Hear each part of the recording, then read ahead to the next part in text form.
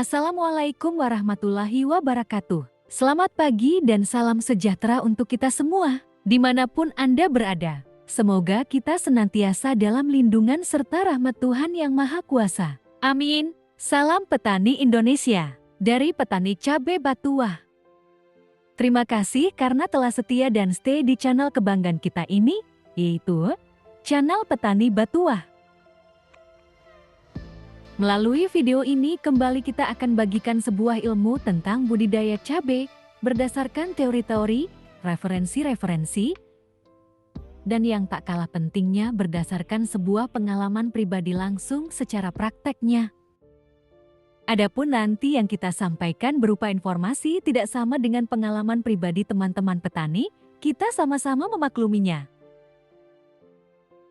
Mari kita saling menghormati dan menghargai sebuah persepsi, pengalaman pribadi, teknik-teknik, metode-metode, dan lain sebagainya. Karena perbedaan itu indah. Tanpa berlama-lama yuk kita simak video ini. Hari ini Minggu, tanggal 4 September 2022. Kegiatan kita hari ini, tadi kita usai panen sedikit cabai merah besar. Lumayan, bisa dimonetisasi dan dokomersilkan. Untuk cabai rawit merah varietas kaliber ini di usianya yang hampir 3 bulan setelah tanam, masih belum panen. Memang menurut referensi yang kita ketahui untuk varietas ini agak sedikit lambat panennya. Tapi ketahanan virus Yamana dan Antraknosa serta layu fusarium ini termasuk tahan dan kita rekomendasi untuk bibit ini. Di samping itu juga faktor yang mempengaruhi hingga tanaman cabai ini lambat, dikarenakan tempat atau lahannya ini agak teduh, jadi kurang serapan mataharinya secara full. Dan juga pemberian asupan nutrisi akar dan daun juga yang ala kadarnya, maklum dengan keterbatasan modal. Apalagi di zaman sekarang ini harga pupuk yang melambung tinggi. Maka dari itu, kita dituntut untuk bisa seefisien mungkin dalam penggunaan pupuk. Di usianya yang hampir 3 bulan ini, aplikasi nutrisi yang kita berikan untuk 1 bulan setelah tanam kita rutinkan seminggu sekali untuk pemberian nutrisi melalui akar dengan metode kocor. Setelah masuk bulan kedua, kita hanya bisa aplikasikan 3 sampai dengan 4 minggu sekali pengocoran. Adapun untuk nutrisi daun, insektisida, fungisida kita tetap rutinkan seminggu sekali metode spray. Pada fase generatif cabai rawit adalah masa terpenting dalam budidaya tanaman ini, cabang yang banyak yang menghasilkan buah berlimpah jadi wujud pentingnya perawatan cabai di fase-fase sekarang ini.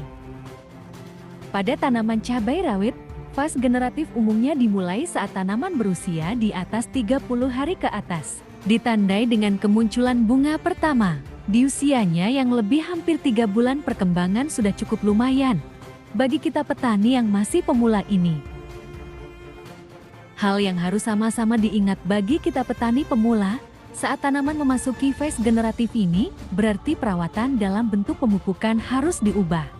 Jika di fase vegetatif tanaman perlu pupuk dengan unsur nitrogen yang lebih, maka di fase generatif pemupukan diarahkan ke unsur fosfor dan kalium lebih. Karena pada fase ini pemupukan diperlukan untuk memaksimalkan pembungaan dan pembuahan. Adapun pemupukan tersebut dituntut tepat pupuknya, tepat takarannya, tepat pengaplikasiannya ke tanaman, dan waktunya pun harus tepat. Tidak mudah dan juga tidak begitu sulit jika kita melakukannya dengan fokus dan teliti. Hihihi. Sehingga, bunga yang diharapkan bisa menjadi buah tumbuh lebih banyak dan tidak gugur. Bagi kita petani pemula menanam tanaman cabai, ada 2 pupuk yang banyak mengandung unsur fosfor dan kalium serta kita sarankan karena kita juga memakai ini. Kedua jenis pupuk itu adalah pupuk Gandasil B dan pupuk MKP. Gunakan salah satunya tergantung ketersediaan pupuk tersebut di sekitar tempat Anda. Tapi kita bukan endorse produk ini ya, itu hanya berbagi pengalaman. Keduanya kita gunakan karena banyak mengandung unsur hara makro seperti fosfor dan kalium, juga unsur hara mikro yang lumayan lengkap. Unsur hara makroposfor dan kalium memang diperlukan tanaman dalam jumlah banyak di fase ini untuk proses pembunggaan dan pembuahan, sekaligus meningkatkan kualitas dan kuantitas. Untuk pemupukan dengan cara penyemprotan, pupuk harus dilarutkan terlebih dulu agar memudahkan penakaran. Digunakan sendok makan untuk 1 sendok makan, berarti sekitar 15 gram sampai dengan 18 gram. Untuk pupuk Gandasil B, takaran yang kita gunakan 2 sendok makan per 15 liter air. Sedangkan untuk pupuk MKP takaran yang kita gunakan adalah 3 sendok makan per 15 liter air. Adapun pupuk Gandasil B dan MKP kita rolling saja dalam aplikasinya. Misalkan minggu ini kita MKP, minggu depannya Gandasil B, begitu. Penyemprotan kadang kita lakukan pagi atau sore hari sambil melihat situasi dan kondisi. Untuk penyemprotan pagi hari biasanya pukul 7.09,0 WIB. Sedangkan waktu penyemprotan sore hari biasa pukul 15.0 sampai 16.0 WIB. Hal terpenting dalam penyemprotan yang harus kita sama-sama perhatikan bagi kita petani pemula adalah objek yang disemprot. Umumnya yang disemprot adalah batang dan bagian atas daun. Padahal, bagian yang paling banyak harus disemprot adalah bagian bawah daun. Karena di bagian bawah daun itu terdapatnya stomata atau mulut daun yang merupakan bagian dari sel epidermis daun. Begitu. Simak terus videonya sampai selesai. Siapkan kopinya.